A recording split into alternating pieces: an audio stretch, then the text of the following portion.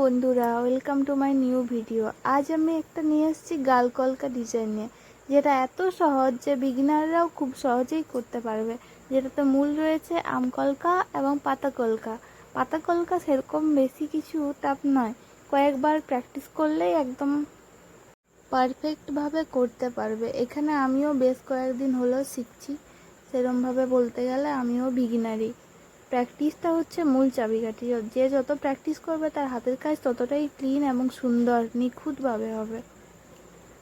এইরকম কলকা করতে হলে আগে পেজের ওপরে পেন্সিল দিয়ে ড্র করে নিতে হবে এবং তারপরে সেটা রাবার দিয়ে আলতোভাবে মুছে তার উপরে কালার দিয়ে ড্র করতে হবে। তাহলেই তোমার শেপটাও ঠিক থাকবে এবং ডিজাইনটাও পারফেক্টভাবে আসবে। মানে আমিও সেমভাবে প্রথমে পেন্সিল দিয়ে ড্র করেছি এবং তারপরে রাবার দিয়ে আলতোভাবে মুছে তার উপরে কালার দিয়ে আবার ড্র করেছি।